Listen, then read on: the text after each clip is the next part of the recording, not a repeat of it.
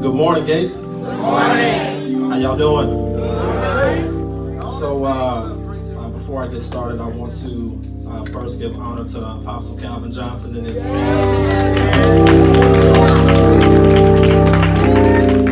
I want to thank him for trusting in me and having the confidence in me to give this word today. Also with Pastor John and his wife, Pastor Brittany, as well as Pastor Brandon.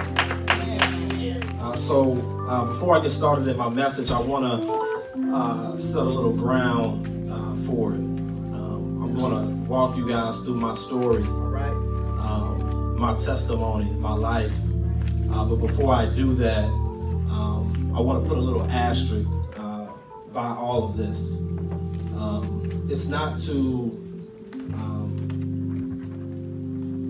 hurt the character of any of the individuals that I bring up, but it's my story, right? And so we've talked about being vented and unvented, and how we need to tell our stories. And one of the things that I've noticed over the past maybe 3 or 4 months is I've kind of forgotten even my own story. I've tucked things under the rug and didn't pay close attention to a lot of things that made me act the way that I act and do the things that I do. And so it's not to do that, but really to just show you guys what the relationships that I've built over time have been affected by this. I also want to talk a little bit about what I've noticed from myself.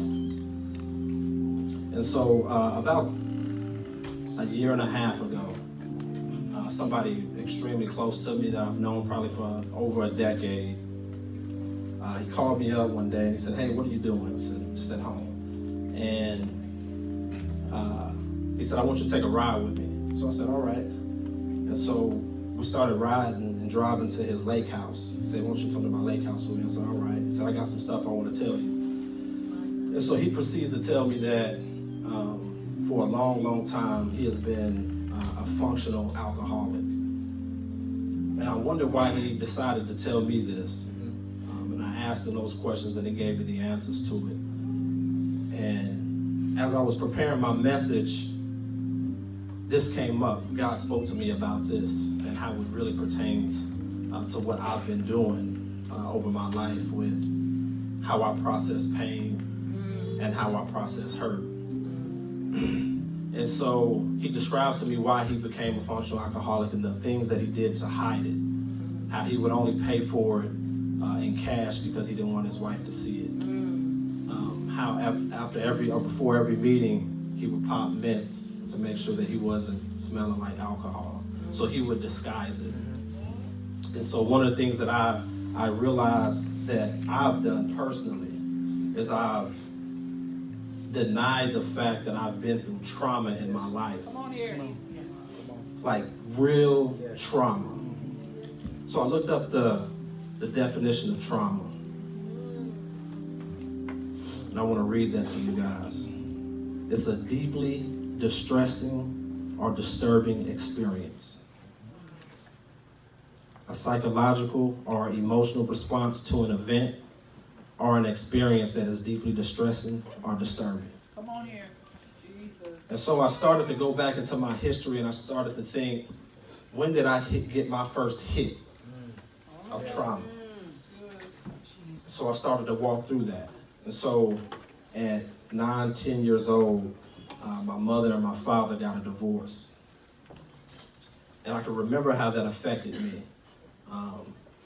And really, little snippets of my siblings, we would talk about it here and there, but to really just have a serious conversation about it. We were all experiencing the same thing, but never really talked to one another about it. And so for me, my father, he was like Superman to me, like legitimate Superman. Like S on the chest, cape, bullets bouncing off of him. He was Superman to me. That's how I viewed him. Even with all of his stuff, he was still Superman to me. My dad never hid who he was about anything. But I still saw him as Superman. So when him and my mom got a divorce, I remember the day that she told all of us. I remember her bringing us into her room and sitting on her bed and telling us that they were getting a divorce. And I remember all of us comforting her, telling her, we are going to be all right. We're going to make it through this. We're going to be all right. So at 10 years old, first hit, don't really know how to process pain and hurt. And so a few years later, my dad lingered around still. We grew up out north for that period of time. My mom, smart, knew 3 boys and a daughter, not having a father figure in their life out north in the mid-90s, I got to get them away from here because they could be in a gang just like that. Now, we hated it. We absolutely hated it. I remember the drive that we took to go to Broken Arrow, and now it was probably like 15 or 20 minutes, but it seemed like it was an hour and a half away. It was like, where are you taking us? Broken Arrow, where is this? I just know Tulsa. And so she bought a house, drove us out here. My dad, he lingered around for a couple of years and then disappeared. And I hadn't seen him for like another decade. Now I'm 13 years old. And so if you look at research, you look at studies, the time that a young boy really needs his father is right around that age. So I'm trying to process in my mind, why would he leave me? Talk, Doc. Why would he leave me? And it's interesting because as I'm telling my story, and we're talking about healing, this is what this is doing for me. Come on. And I was telling my wife this story of my life, and I found myself getting choked up. Where is this coming from? I found myself, my eyes start to water. My voice starts to crackle as I'm telling how much this has affected me. But I've went on my entire life going through what I've gone through and not really told it to anyone. So my dad, he goes, and I start telling my wife, if you would give my dad $1 million to say, when is your son's birthday? He wouldn't know it. I can never remember getting a gift from him for my birthday. He didn't teach me how to ride a bike. My Lord. He didn't teach me how to shave. He didn't teach me how to court women. He didn't teach me none of that. He couldn't teach me what he didn't know. And so I went through school. I graduated high school. He wasn't there. This is my first revelation of God. So if he would leave me, what do I think about God? What do I think about any of my other relationships? And so I learned through that moment how to self-protect. Got to protect myself because there's nobody here to protect me, so I got to do it. Even though having a great relationship with my mother, even though having great relationships with my siblings, I still had to self-protect, and I felt like I had to do that. My father not being in my life, even to this day, affects me. Yes, sir. To the point where my father doesn't even know that I'm married. My father doesn't even know that Brooklyn was born. I'm telling my story. It's all right.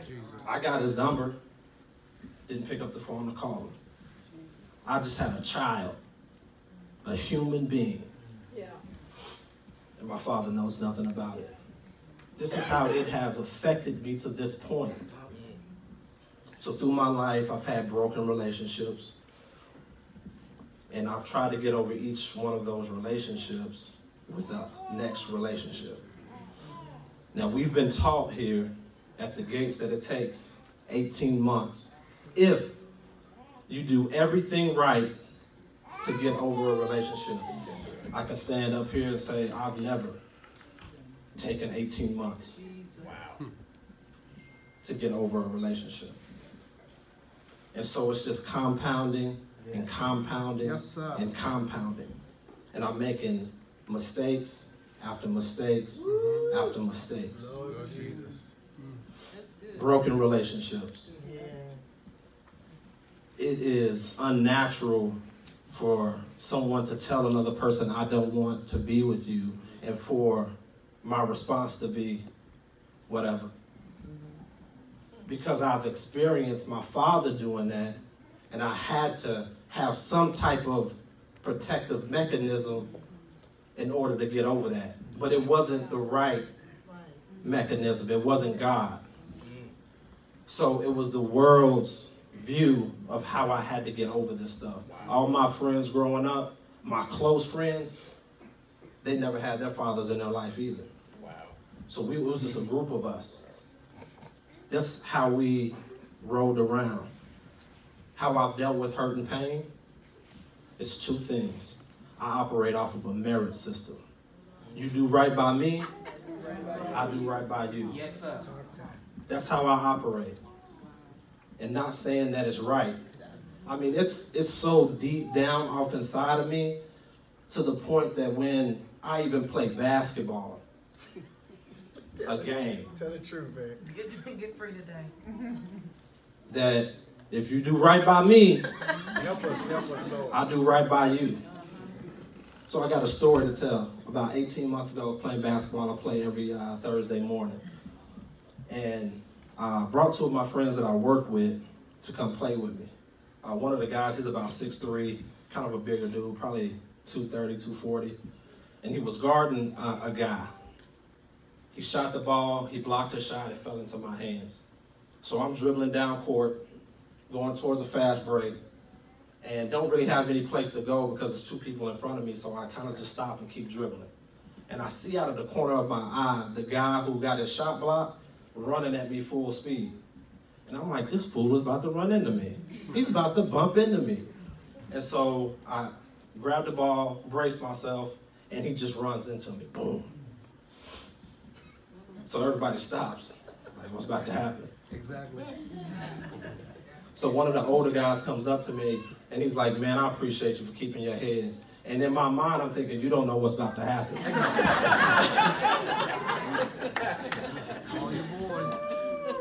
So I checked the ball up front. It might as well have been nobody else on the court but me, him, and my friend. Because I stopped playing basketball at that point. Nobody knew it, but I stopped playing basketball. And it wasn't nobody else I was going to throw the ball to except for my friend, because that's who he was guarding.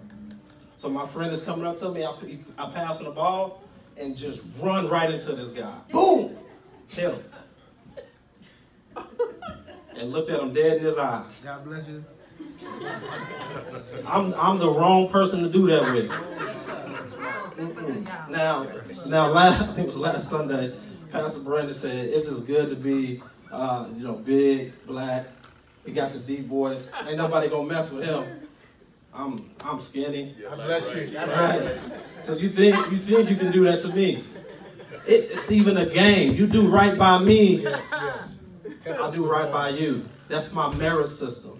Bishop has helped me, and he has told me that I've gotten that from my mother. I have another protective mechanism, which I can cut you off. I have a conversation with you. Done. Don't have to have a conversation with you. Yes, sir. It's like you're not even living anymore. That's how I've been taught through my experiences how to deal with pain and how to deal with hurt. Come on. So luckily, in my early 20s, started coming to the gates. And Bishop sent me on this journey. It was one of the most humbling journeys that I've ever experienced. He tasked me to go back to every relationship that I've had and have a conversation with them. I think Pastor John was at the table when he told me to do this. And he said, I want you to ask them what went wrong in the relationship, how they view you, and what you did wrong. Lord, Lord, Lord. And he said, I don't want you to try to defend yourself for one moment. You sit there and you take it. And after they get finished, now if y'all know anything about women, you open up that door, Come on here. you're going to hear absolutely everything. Yes, I the truth in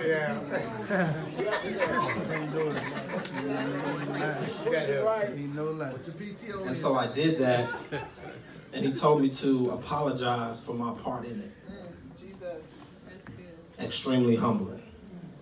He tasked me to go talk to my mother and my father about their relationship and how they viewed it, how they see it, what went wrong.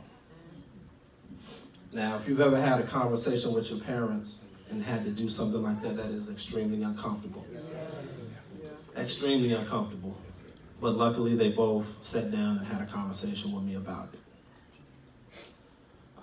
Then he asked me to ask about my grandparents and what went wrong in their relationship and how they saw it. There were some things that I learned there that as a kid, it was like I made up stories in my mind to try to put the pieces of the puzzle together. But luckily, both of my parents were still alive, and they were able to help me see about my grandparents, because both of my grandfathers had passed away when I was little. One was already dead when I was born, and I think the other one passed away when I was 2 years old. So these are the men in my family. Both of my grandparents, they got divorces.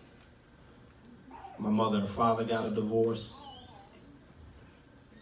And even though at that point in time I had not been married yet, all the relationships that I've had resemble the ones before me. So I was starting to seek answers for the truth and try to understand myself a little bit more. I'm talking about my story. Come on now. So 27, 28, I get married.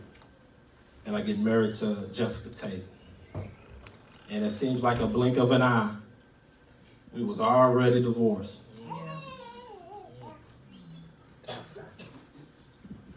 Through that time, I didn't do everything that I was supposed to do as a husband to try to make all of that stuff work. I walked away. Threw my hands up, I need to get rid of this situation. How embarrassing to have a failure like that, such a public failure. Because if any of you were there at that wedding, it was extremely expensive to have, and it was a whole bunch of people there. A whole bunch of people. And a couple months later, we were divorced. I told her, after we've had our conversations about closure, that I really believe, think about this kind of hurt, that if I would have not shown up to the wedding day, I really don't think that she would have noticed. Because that day had zero to do with Tyrell Hughes. That's how I felt. This is not to throw dirt on anybody's name. These are conversations that I've had with these people. And not afraid to say it. So, during that time when we were together, I moved into her place. And it was very difficult for both of us. And she told me to get out. And so guess what I did? I got out. And I took everything that I had, which was all my clothes. That was it. I moved into her place, and I had been on my own since I was 18, for 10 years. Everything that I worked for, I threw away, and I moved in with her. And I was told to get out with no place to go. So for 2.5 years, I was homeless. Now, let's define the word homeless. I did not have a place of my own. I wasn't under a bridge. So I was with my mom and my stepdad. So for 2.5 years, as a grown man, living upstairs with my mom and my stepdad. How humbling. I didn't do everything right. And everything wasn't her fault. I had my part to play in it too. So, you take a look at my life now. You really can't see any residue of that. People wouldn't even really know that. I have my own home, 2 brand new cars. Yes, sir. I'm an executive at the job that I work at. I was sought out, recruited. Started making $20,000 extra more than where I was at. Everything brand new. That was in 2015 when I got my own spot, my own apartment. You can't tell that I was homeless just 4 years ago. There's no residue of that. But I got a divorce. It wasn't all her fault, but I had to pay for my mistakes and my sins. It sounds like a butt whooping to me that I needed. But throughout that, before getting all of this stuff, I got into another relationship. And I had a child out of wedlock. It sounds like I'm just not getting it, because another butt whooping is about to come. Now, as a kid, I could only think about being a father. I just knew when I had kids, I was going to be an excellent father. Come on here. Because I wanted to be what I did not have. Yes, I'm with you, Don. I can't understand people who go through these situations like I've been through and leave their kid. Can't understand it. I understand relationships mess up, but the kids are innocent. So I have my first child, and 6 months later, it's over. The relationship's done. And as a man, having a child, and you want to be in that child's life, it's an extremely uneasy spot to be in. Just don't take my baby away from me. Yes. And so separation happens again. So as a child and as an adult, I've experienced loss, divorce, separation throughout my whole entire life. All while still trying to push forward. So you go to the courtroom, being a black man,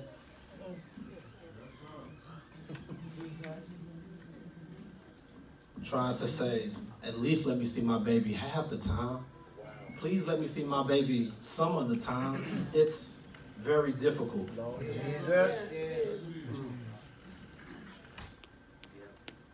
But something's changing in the court system because they're not looking at that the way that they used to.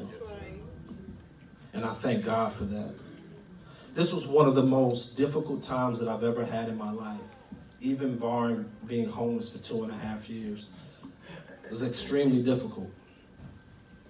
And I remember getting on the phone with Bishop, and I can remember where I was, and I'm telling him how crazy it is. And he gives me this prophecy. And he says, Tyra, I know it's crazy right now,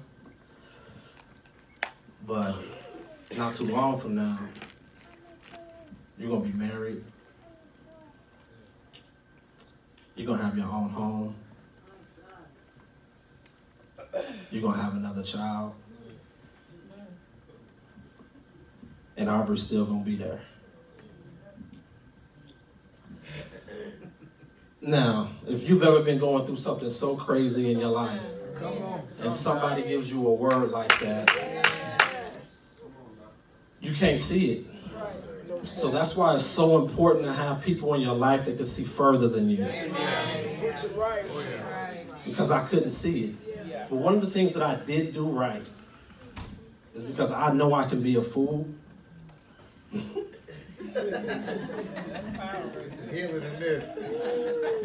I was pulling on Bishop like no other. I was calling his phone like no other. Because if I leaned on my own devices, I wouldn't be right here. He gave me excellent, excellent advice. And I followed it to a T. Amen. Back in November, Pastor Jamel gave a message on an offended sacrifice. And in that message, he said, if you're trying to fill that void with anything but God, you're going to be unsatisfied. I've tried to fill that void in my life with women, with relationships, with pursuing a career, with pursuing an education, and I've been unfulfilled throughout that whole period. I have a bachelor's degree, and I have a master's degree. I got a 4.0 in my master's degree, all A's. Pursuing it. I have a beautiful home. I have a beautiful wife. I have 2 healthy, beautiful little girls. I really have the dream job. These guys pay me well, and they're not over my neck looking at my work. I have a lot of flexibility. It's really the job that I've always wanted in my life. 2 brand new cars. In business with my family. Everything is good, or so it seems. But why do I still feel this void? It just doesn't make sense to me. If you would have told me in my early 20s that this is what I would be doing right now, I'd be like, what's the problem? I made it. But I still got this void on the inside of me that's unfulfilled. You could even still be doing ministry and be unfulfilled. How much sense does that make? But we need Jesus. We need a healing.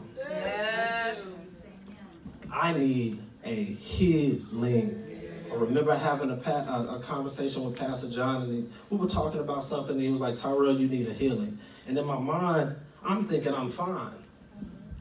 And so I placed what he was saying, and I put that over to the side. Not disregarding it, but I don't understand that right now. But these messages start coming across the pulpit, and I realize how broken I am. Because of all my mistakes, my sins, how I go with dealing with hurt and pain, the last thing that we want to do is to try to do the will of God and be unhealed. And that's the last thing that God wants to happen, and let me tell you why. It's because you'll start hurting his people. And he's not going to be happy with that. My sins, my mistakes, me not taking healing serious. A week after that message that Pastor Jamel preached, Pastor Brandon preached the healing that I did not receive. So we've been talking about physical healing and how it takes faith to get physical healing. But spiritual and emotional healing is a decision. Hello. It's a choice. And in order for Jesus to heal me, I must empty of myself. In this season, for this house, for our individual homes, for our individual selves, healing is not an option. It is mandatory. Absolutely mandatory. You must be broken. Come on now. I must be broken. Because if I keep going the way that I am going, I am going to tear up way too much stuff. We need to have godly sorrow. We need to know that in order for us to actually heal, we have to know that we're broken. and we have to know why we are broken. So this time around, I didn't need Bishop to tell me to go on some research. Didn't need to talk to my parents. I've already done that. Didn't need to talk to people that I was in relationships with. Already done that. Why am I still broken? I had to go back and think about how it affected me that my father is no longer in my life. I had to tell myself the truth about broken relationships and how I've used one to try to get over the other one. What a bad recipe. I want us to go to chapter John 5, scripture John chapter 5:1. Pastor Brandon, can you read for me? This story is extremely important in order for us to get a healing.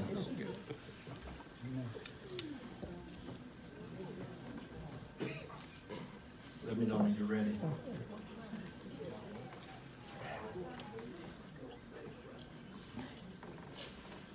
So this story has to do with the pool of Bethesda and the man that needed healing. After this, there was a feast of the Jews, and Jesus went up to Jerusalem. Now there is at Jerusalem by the sheep market a pool, which is called in the Hebrew tongue Bethesda, having 5 porches. In these lay a great multitude of impotent folk, of blind, halt, withered, waiting for the moving of the water. For an angel went down at a certain season into the pool and troubled the water. Whosoever then first, after the troubling of the water, stepped in was made whole of whatsoever disease he had. And a certain man was there which had an infirmity 38 years. 38 years. This man had an infirmity for 38 years. So we're talking about a physical healing. So the man had enough faith to keep going to the pool, but nobody would put him in. Keep reading, Pastor Brandon. When Jesus saw him lie, and knew that he had been now a long time in that case, he saith unto him, Wilt thou be made whole? Now listen to that question. Will thou be made whole? Do you want to be healed? Yes. Do you want to be healed? Now listen how we answer. The impotent man answered him, Sir, I have no man when the water is troubled to put me into the pool. But while I am coming, another steppeth down before me. Listen to that. That's how we answer. That was a simple question. Do you want to be healed? That's yes or no. Yes. But what did he start doing? Excuses. And he started blaming. Now, we've been talking about the toxic 3, right? It is, right here. Lord help us. That's how we answer. That's how we answer questions. Jesus. Keep going, Pastor Brandon. Jesus saith unto him, Rise, take up thy bed and walk. And immediately the man was made whole, and took up his bed and walked. And on the same day was the Sabbath. Now listen to this. Jesus is so cold because later on in the story, he meets back up with this man.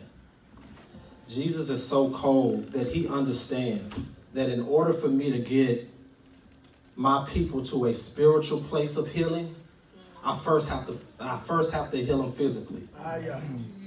Jesus knows that this man is not only sick because of his physical being, but he knows spiritually and emotionally that this man is sick and that he needs a healing.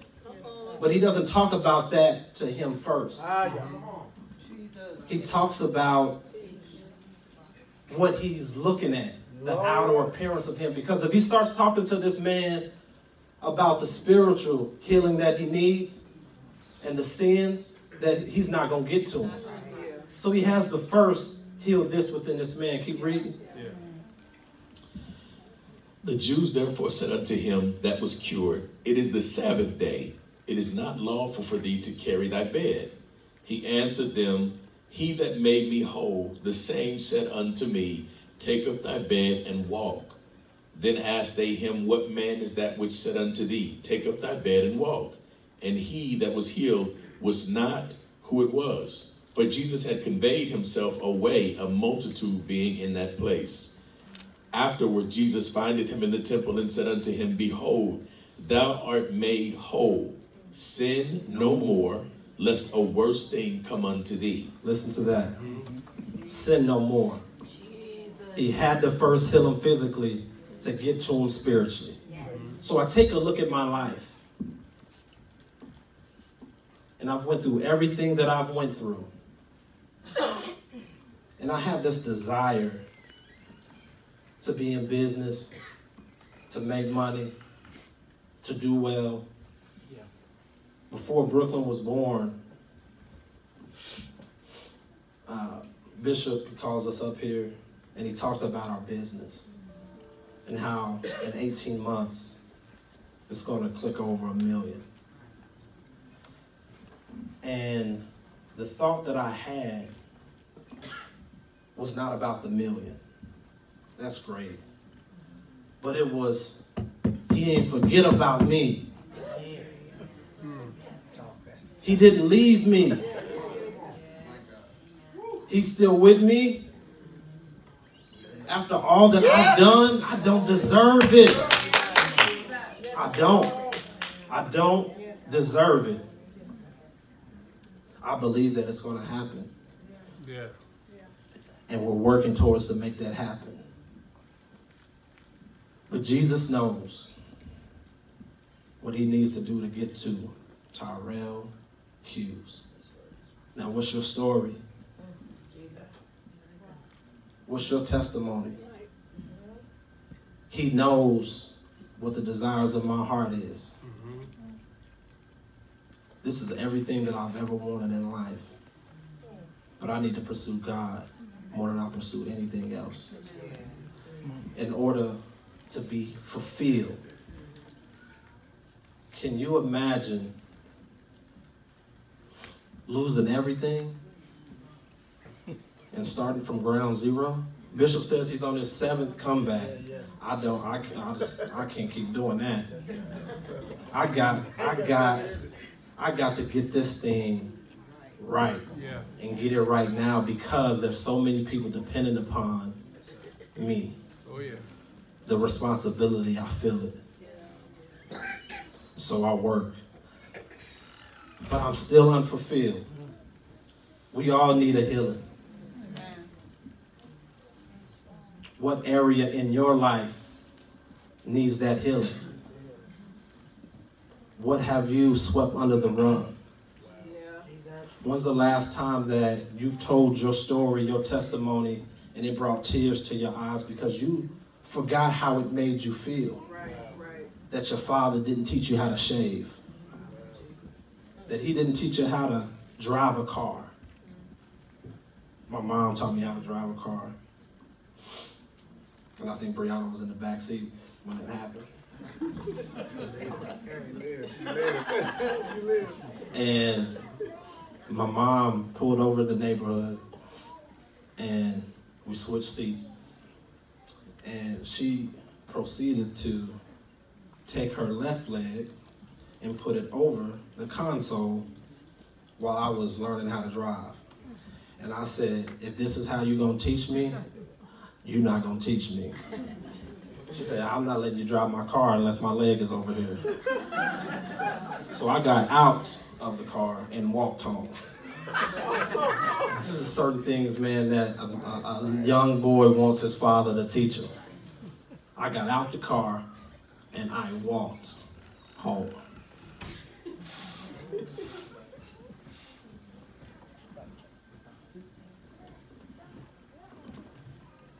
I appreciate everything that my mom has done with us being single, for her to be a single mom and raising 3 boys and a girl. 3 of us have degrees. We all have our own home. We all are good parents to our children. We're all married. Praise God. It's not the typical story that you would think of a situation like that, of an African-American family. And I can remember my mom's husband, Rodney. He would say, and he has an interesting, if y'all have met him, he has an interesting personality. And he said, it just would make sense that one of them would be all messed up, like in jail, selling drugs. It just would make sense. You know, my mom would look at him crazy like, what do you mean? But I get what he's saying. I hear him clearly on what he's saying. And on the outward appearance of us, yes, we're doing good. But how do we view God? How do we truly view him? For that to be the first thing that I thought after getting that word is he didn't leave me. You could tell that that still affects me to this day.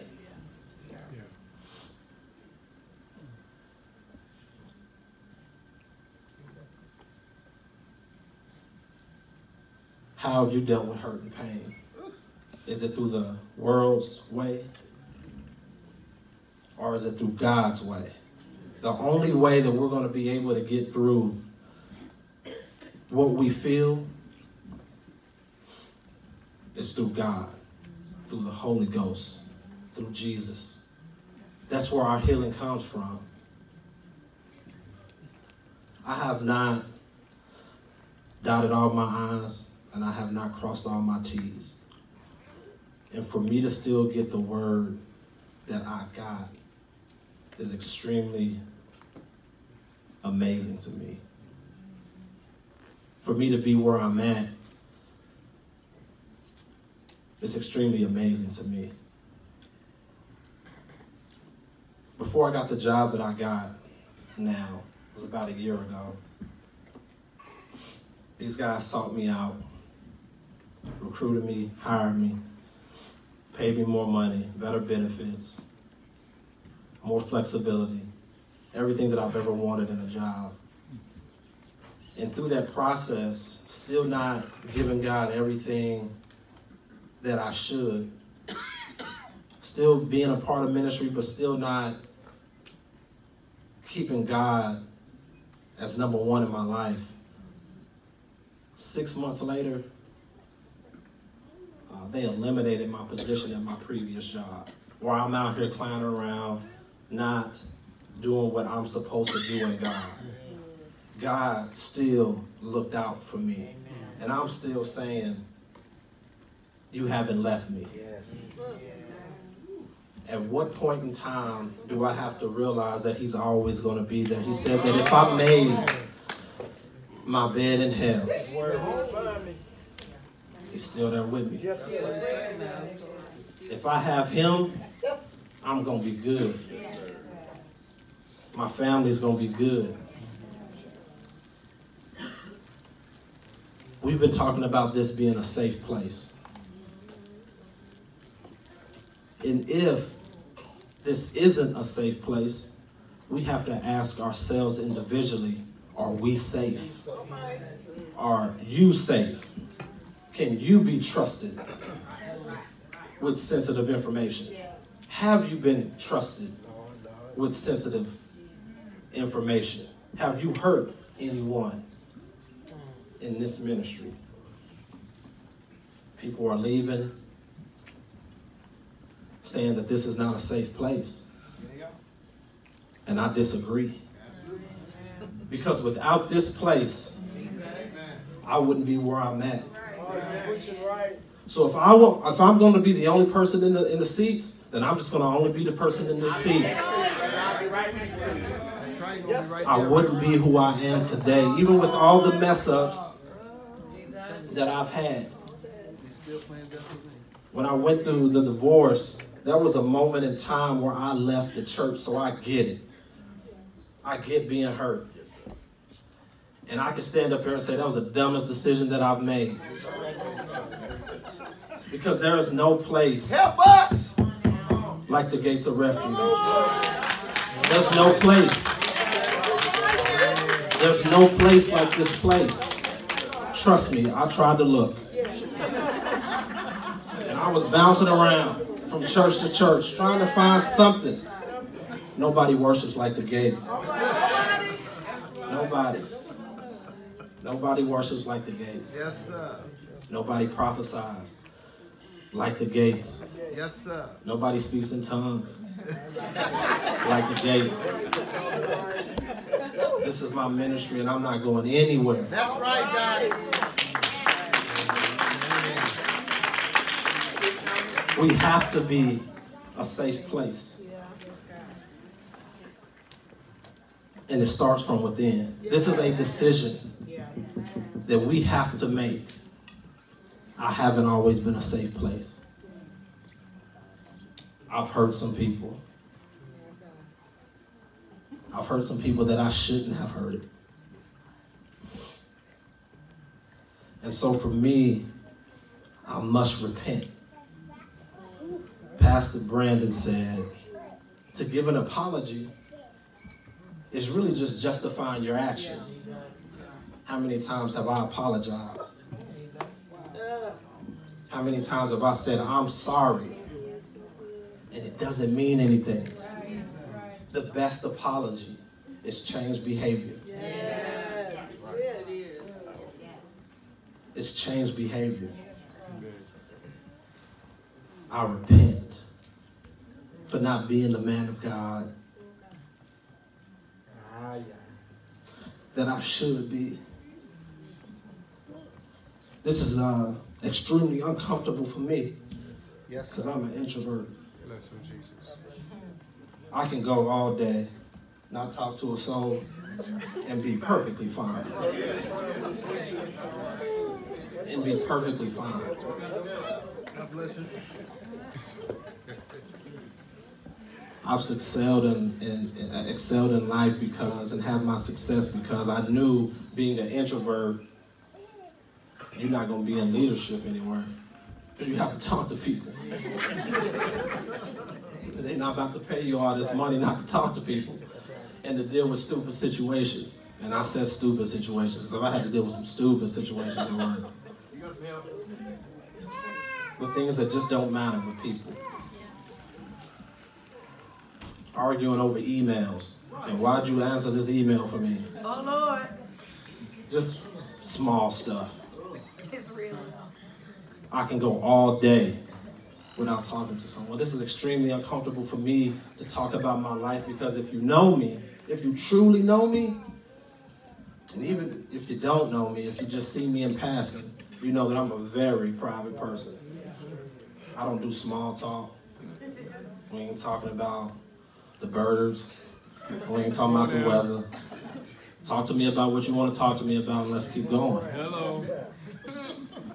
That's right. That's my personality. So to get up here and be vulnerable, to talk about how things have made me feel is very uncomfortable. But thank God for Apostle Calvin Johnson,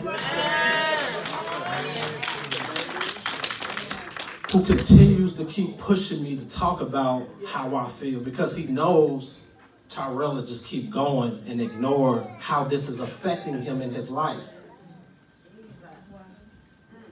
He has no skin in the game to do that with me or anybody else in this room or anybody who has been in this room before. His heart is pure. And we around here causing injury and questioning this man's intent.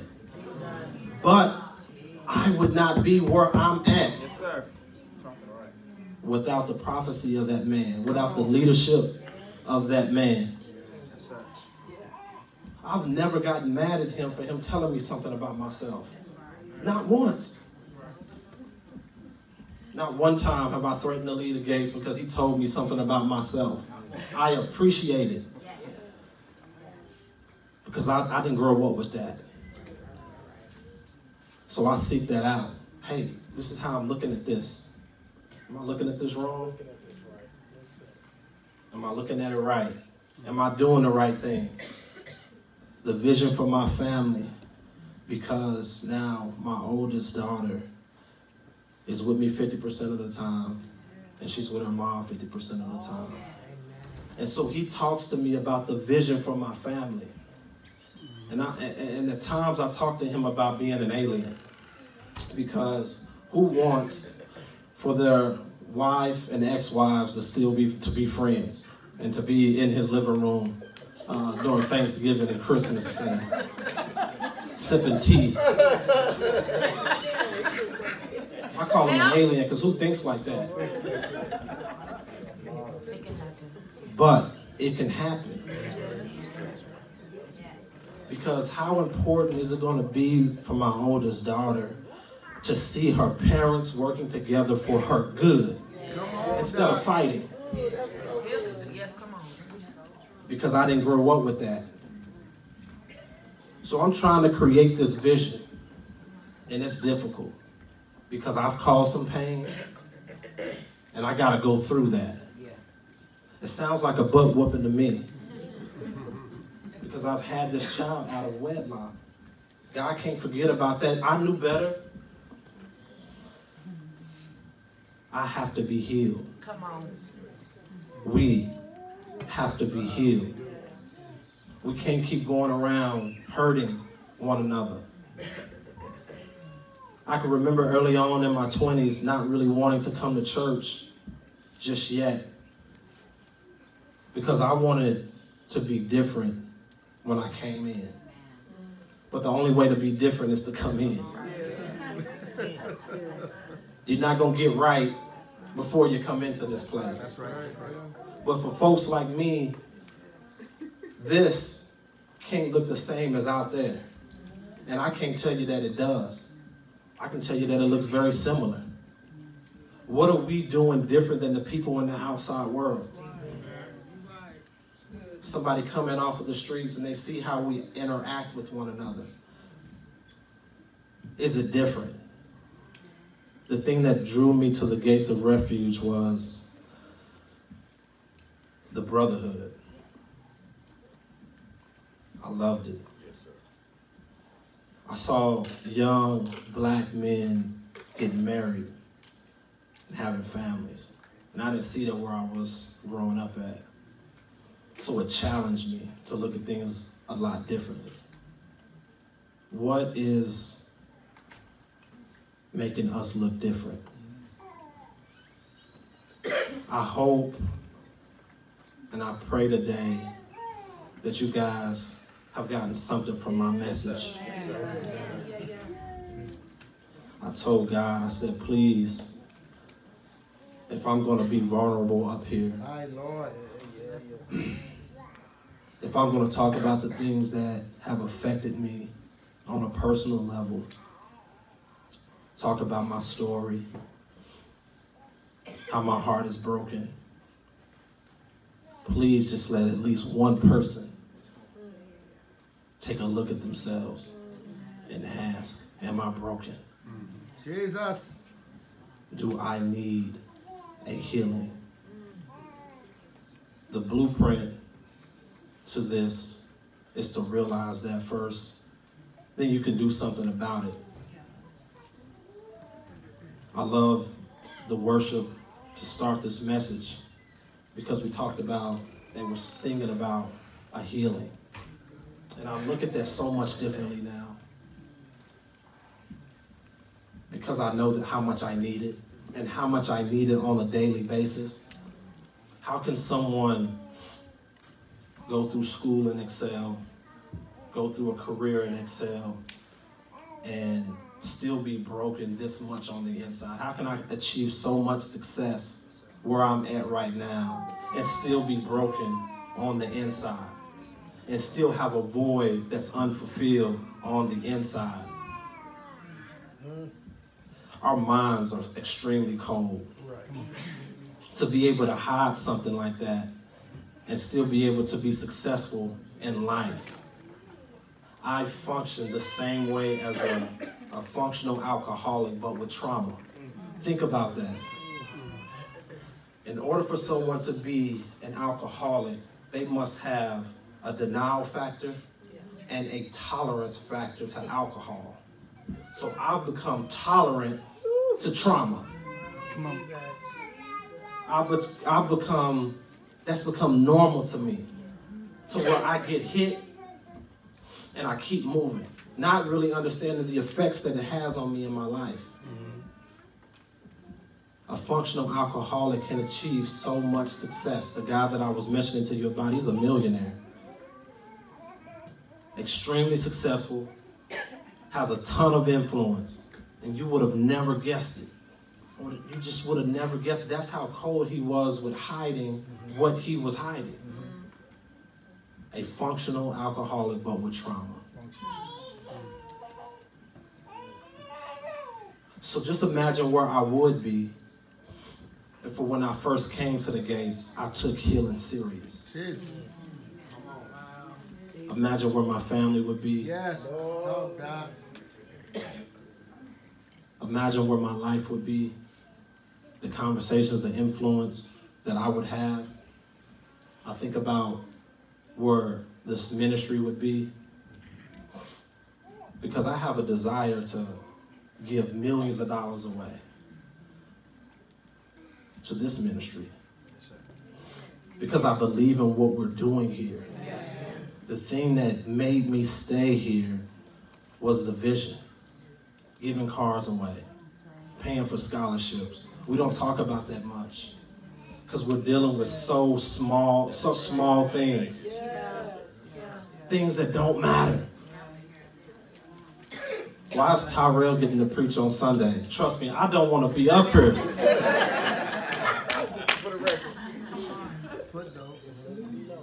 But I will. I'm no longer going to hide from this thing. Come on, Dad. I'm no longer going to hide from my sins and the things that I've done. I repent.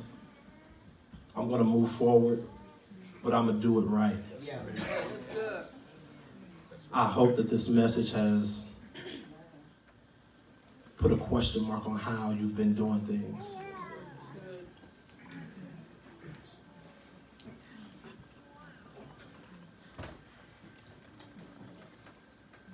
Healing is mandatory. Yes. Yes. It's no longer an option. We can't continue to go on this way. Our apostle, he doesn't feel comfortable coming into the church that he founded because of how we handle stuff. That breaks my heart. Stay away. Wants to stay away. That's what we've done. What are we going to do differently? Can you imagine founding a place and you don't want to come into it? Because you've taken so many hits from the people that you've tried to hurt or help, and they've hurt you. That breaks my heart. How have I done it? It makes me ask questions. What have I done? Have I done anything? Do I need to repent? How can I help? What can I do differently? How can I show him that the time that he spent with me was valuable? Because time is so precious. You can't get time back. I know that this wasn't a message that we're running around the church and we're yelling. But it's something that we need. We need to be honest with ourselves. This is not your husband's fault. This is not your wife's fault, not your mother's or father's fault. One of the things that I've never done is play the blame game. Because I know that regardless of whose fault it is, I still got to push forward. I still got to do it. I still have to. I want to thank y'all for giving me the opportunity to tell you my story. I want you guys to stand to your feet. All right.